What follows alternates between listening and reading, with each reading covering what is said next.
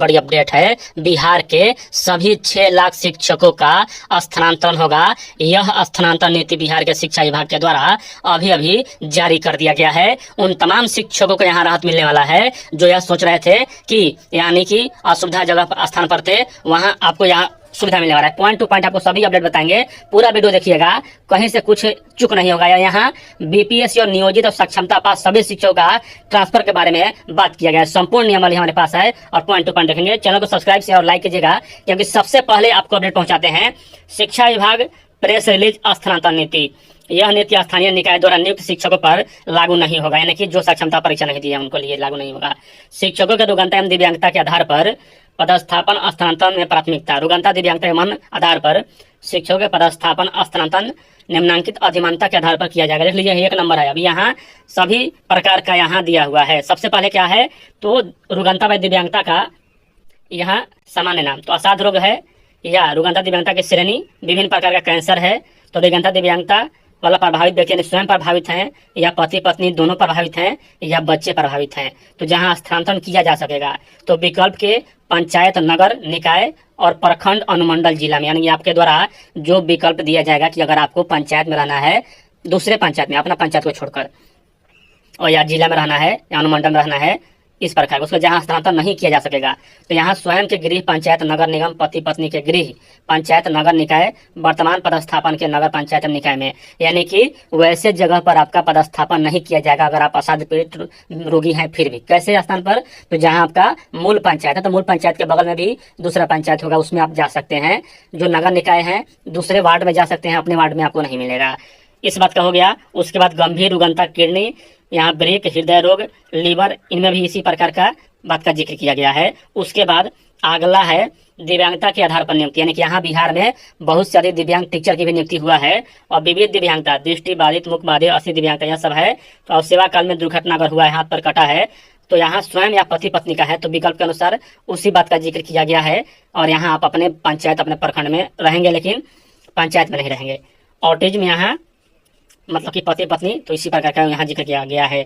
अब देखिए यहाँ अब आ गया महिला शिक्षिका के आधार पर शिक्षक का प्रकार, 2 विवरण जहाँ स्थानांतरण किया जा सकेगा, जहाँ स्थानांतरण नहीं किया जा। सबसे पहले यहाँ विधवा एवं परित्यक्त शिक्षिका, यानी कि तलाकशुदा। सभी विधवा एवं परित्याग के लिए यहाँ क्या है तो विकल्प के पंचायत, नगर निकाय, प्रखंड, अनुमंडल, जिला में आपका होगा, आपके जिले में हो जाएगा, लेकिन स्वयं के पंचायत में आपका नहीं होगा, दूसरे पंचायत में होगा। तो ज्यादा दूरी नहीं रहता है, पंचायत से दूसरे पंचायत की दूरी मात्र 200 मीटर होता है। और महिला शिक्षिका देखिए यहाँ सबसे बड़ी अपडेट यहाँ महिला शिक्षिकाओं के लिए है कि लगातार मांग किया जा रहा था महिला शिक्षिका होने के नाते, महिला होने के नाते विकल्प के आधार पर, तो इनके लिए भी यही है। और इसमें शादीशुदा और कुंवारी दोनों महिलाओं के बारे में हो रहा है। तो बड़ी राहत मिला है इन तमाम महिलाओं को जो मतलब कि सोच रही थी 400-500 किलोमीटर दूर है उनका, अपने विद्यालय के मतलब कि पंचायत के बगल में हो जाएगा। और यहाँ देख लीजिए अपने पंचायत नहीं, पंचायत के बगल वाले जिले में, मतलब पंचायत के बगल वाले पंचायत में। अब शिक्षिका के पति के पदस्थापन के आधार पर, यानी कि पति पत्नी अगर दोनों शिक्षक है तो उनका कैसे होगा, पति के पदस्थापन स्थल के आधार पर नगर मतलब होगा, लेकिन उस पंचायत में नहीं होगा।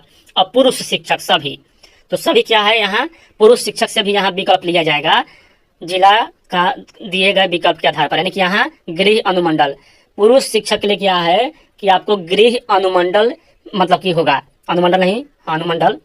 तो यहाँ आपको मान के चलिए कि आपका कोई अनुमंडल है, एक मतलब जिसमें का सदस्य होता है एसडीएम, तो वहाँ आप अनुमंडल में रहेंगे, कोई बड़ी बात नहीं है। कम से कम 30 किलोमीटर के दायरे में आपका अनुमंडल रहता है आपके घर से, तो वह भी ठीक है।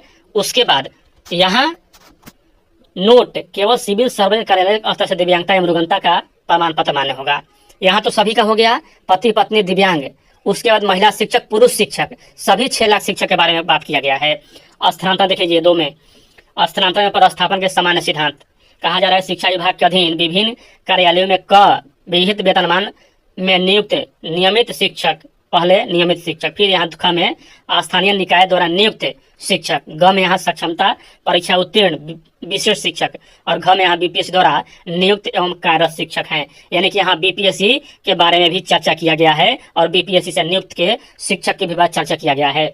अब देखिए, उपरोक्त खंडिका 2.1 के अनुसार विभिन्न प्रकार के कार्यरत शिक्षकों का अनुपात समेकित रूप से जिला स्तर पर यथासंभव विद्यालय स्तर पर क्रमशः 10, 30, 30 एवं 30% सुनिश्चित हो सके, इसे स्थानांतरण एवं पदस्थापन के समय ध्यान रखा जाएगा।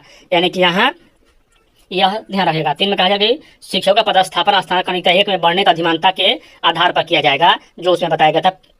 उसके बाद यहाँ 4 नंबर में किसी विद्यालय विशेष में महिला शिक्षकों के पदस्थापन स्थानांतरण की अवधि सीमा 70% रहेगा। यानी कि यहाँ अगर विद्यालय में 10 शिक्षक हैं तो 7 शिक्षक का ही यहाँ तबादला हो सकता है। आगे कहा जा रहा है कि किसी विद्यालय, यहाँ हो गया विशेष में महिला शिक्षकों के पदस्थापन का 70% ही रहेगा महिला शिक्षकों का। प्रत्येक शहरी निकाय को 1/3 मानकर स्थानांतरण की नीति अपनाई जाएगी। शिक्षकों को उनके सेवा काल में प्रत्येक 5 वर्ष पर स्थानांतरण किया जाएगा। यानी कि यहाँ एक पंचायत से दूसरे पंचायत जाएंगे, कोई बड़ी बात नहीं है। आगे यहाँ कहा जा रहा है कि सेवा काल के खंडिका 1 में अंकित रुग्णता दिव्यांगता क्रमांक सभी यहाँ शिक्षकों का उनके अभ्यवधान पर विचार करने से 5 वर्ष से पहले भी स्थानांतरण विचार किया जाएगा। देखिए, सबसे बड़ी बात यहाँ यह है कि सभी शिक्षक तो नहीं होंगे बाहर के, कुछ शिक्षक स्थानीय भी होंगे, तो यहाँ नहीं कि सभी शिक्षक इसमें जिक्र है। 8 में कहा जाए कि खंडिका 1 के क्रमांक 1 से 4 के संबंधित शिक्षक शिक्षिकाओं का स्वयं रुग्णता दिव्यांगता से ग्रसित 5 इकाई स्वीकृत मानक बल वाले विद्यालय में 10 इकाई स्वीकृत यहाँ मतलब कि 10-3 पर पदस्थापन विचार किया जाएगा।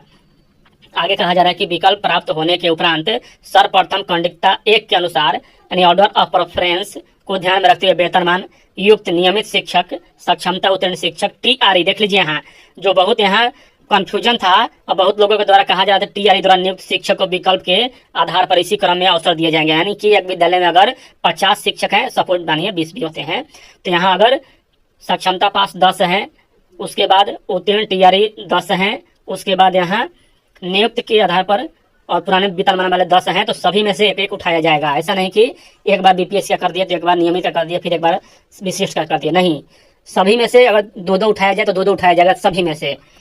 और उसके बाद कहा जा रहा है कि जिलावार शिक्षक की श्रेणी होगा और इसी क्रम में वरीयता का भी ध्यान रखा जाएगा। उसका शिक्षकों का स्थानांतरण पदस्थापन का विकल्प प्राप्त लिया जाएगा। शिक्षकों को 10 विकल्प देने का अवसर होगा, यानी 10 विकल्प आपको देना है। यथासंभव उनके निकटतम अनुमंडल या निकटतम जिला में पदस्थापित किया जाएगा, तो कोई दिक्कत नहीं है। कम से कम कुछ तो राहत मिला, मात्र किसी किसी जिले का जो अंतर है वह बहुत कम ही रहता है। किसी भी तरह के स्थानांतरण पदस्थापन प्रतिनियुक्ति की कार्रवाई सॉफ्टवेयर आधारित एप्लीकेशन के माध्यम से ही की जाएगी, यानी कि यहाँ सॉफ्टवेयर के माध्यम से ही किया जाएगा। और नियुक्ति की गणना शिक्षक अधिकार अधिनियम शिक्षक छात्र अनुपात के रूप में किया जाएगा। उसके बाद यहाँ आगे कहा जा रहा है कि प्रथम चरण में सभी प्रकार के शिक्षकों, देख लीजिए यहाँ स्थानीय निकाय के शिक्षकों को छोड़कर, यानी कि उन्होंने सक्षमता परीक्षा पास नहीं किया है, के स्थानांतरण पदस्थापन मुख्यालय स्तर से किया जाएगा, यानी कि शिक्षा विभाग से डायरेक्ट, जिला की कोई भूमिका इसमें नहीं होगा। नियमित शिक्षक बीपीएससी TRE 1 और TRE 2 के शिक्षक द्वारा स्थानांतरण पदस्थापन है तो विकल्प नहीं देने के स्थिति में उनके स्थानांतरण विकल्प विचार नहीं किया जाएगा, अर्थात वे अपने पदस्थापित विद्यालय में यथावत रहेंगे। बहुत से शिक्षकों के यहाँ कहना था कि वह मतलब कि स्थानांतरण नहीं चाहते हैं तो क्या होगा, तो कोई दिक्कत नहीं है। यहाँ कहा जा रहा है कि बीपीएससी से चयनित है या नियमित शिक्षक हैं, वह अगर अपने मूल विद्यालय में रहना चाहते हैं, स्थानांतरण नहीं चाहते हैं तो उनका नहीं होगा। और प्रथम चरण के इस स्थानांतरण पदस्थापन की कार्रवाई में सक्षमता उत्तीर्ण शिक्षक एवं बीपीएससी TRE शिक्षक के लिए राज्य स्तरीय वरीयता के आधार पर अवसर प्रदान किए जाएंगे। आगे कहा जा रहा है इसमें उपरोक्त खंडिका 2-12 के आलोक में दी गई यह कार्रवाई RTE के मानक के अनुरूप यहाँ रखा जाएगा। यहाँ समिति का भी गठन कर दिया गया है। जिला अधिकारी, उप विकास आयुक्त, जिला शिक्षा पदाधिकारी क्रम यहाँ सभी का सदस्य है। और यहाँ देख लीजिए उपरोक्त खंडिका 2-12 के आलोक में दी गई उत्तर कार्रवाई शिक्षकों भविष्य में यहाँ स्थानांतरण यह सब होगा। उसके बाद जो लास्ट पेज है, यही लास्ट पेज है, और यहाँ कहा जा रहा है कि उपरोक्त खंडिका इतना में कार्रवाई उपरांत भविष्य में शिक्षकों का अंतर जिला अनुमंडलीय स्थानांतरण मुख्यालय द्वारा किया जाएगा, यानी कि यहाँ अब सभी कुछ होने वाला है मुख्यालय के द्वारा ही, जिला की कोई भूमिका नहीं है। सचिव शिक्षा विभाग इसके अध्यक्ष हैं, निदेशक प्राथमिक शिक्षा सदस्य हैं, निदेशक माध्यमिक शिक्षा इसके सदस्य हैं। कहा जा रहा है कि जिले के भीतर स्थानांतरण संबंधी किसी भी विसंगति के मामले का जिला स्थापना समिति द्वारा निपटारा किया जाएगा।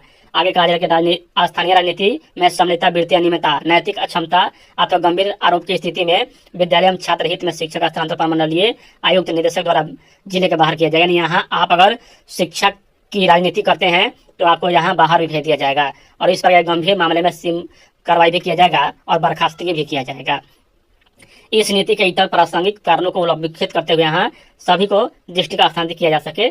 आगे कहा कि सामान्यतः शिक्षकों की प्रतिनियुक्ति नहीं की जाएगी। अतः आवश्यक होने पर जिला स्थापना समिति को 3 माह के लिए प्रतिनियुक्ति का आदेश दिया जा सकेगा। इस आदेश के नवीकरण के संबंध में इस समिति द्वारा निर्णय लिया जा सकेगा। आगे कहा जाएगा स्थानांतरण एवं प्रतिनियुक्ति संबंधी आदेश विभागीय पोर्टल से यहाँ सॉफ्टवेयर के माध्यम से निर्गत किया जाएगा। अन्य किसी प्रकार से यहाँ स्थानांतरण नहीं किया जाएगा। वैसे सभी मामले अगर अन्य प्रकार के होते हैं तो अवैध माने जाएंगे। और विद्यालय स्वीकृत पदों की संख्या विभाग द्वारा संसूचित की जाएगी और सभी स्थानांतरण के आवेदन पत्र इस शिक्षा कोष के माध्यम से ऑनलाइन प्राप्त किए जाएंगे। किसी प्रकार के फिजिकली डॉक्यूमेंट जो पूर्व में जमा किए गए हैं वही ऑनलाइन जमा होगा आवेदन। स्थानांतरण नीति के संबंध में औपचारिक आदेश अलग से निकाला जाएगा। इसे लागू करने की प्रक्रिया अलग से निर्गत किया जाएगा। PRO 6/10/2024 यानी कि यहाँ सभी शिक्षकों के बारे में आपको बता दिए। चैनल को सब्सक्राइब कर लें। जब भी यहाँ शिक्षा विभाग का आदेश आएगा हम आपको सबसे पहले बताएंगे। वीडियो देखने के लिए धन्यवाद।